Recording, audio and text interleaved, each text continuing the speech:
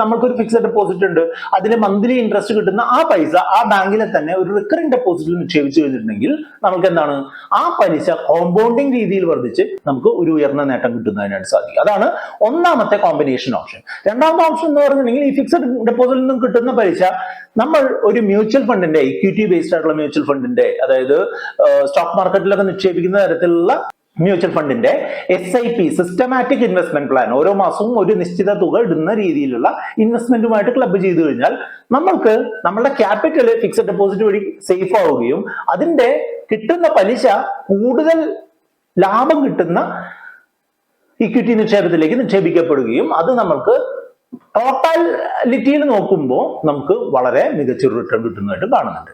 ഈ രണ്ട് കോമ്പിനേഷൻ ഓപ്ഷന് ശേഷം ഞാൻ ഒക്കെ പ്രിഫർ ചെയ്യുന്ന, അല്ലെങ്കിൽ ഞാനൊക്കെ ആളുകളോട് പറഞ്ഞു കൊടുക്കുന്ന ഒരു ഓപ്ഷൻ കൂടെ പറഞ്ഞിട്ട് നമുക്ക് ഈ വീഡിയോ അവസാനിപ്പിക്കാം. അതെന്താണെന്ന് വെച്ചാൽ ഡെറ്റ് ഫണ്ടുകളുടെയും ഹൈബ്രിഡ് ഫണ്ടുകളുടെയും ഒരു കോമ്പിനേഷൻ വെച്ചിട്ട് നമുക്ക് ഇൻവെസ്റ്റ് ചെയ്യാനായിട്ട് സാധിക്കും. അതായത് നമുക്ക് സേഫ് ആയിട്ട് വേണ്ട എമൗണ്ട് ഒരു ഡെറ്റ് ഫണ്ടിൽ നിക്ഷേപിക്കുക, അതിൽ നിന്ന് കിട്ടുന്ന ഒരു പീരിയോഡിക്കലി അതിൽ നിന്ന് പണം പിൻവലിച്ച് ഹൈബ്രിഡ് ആയിട്ടുള്ള ഫണ്ടിൽ നിക്ഷേപിക്കുക.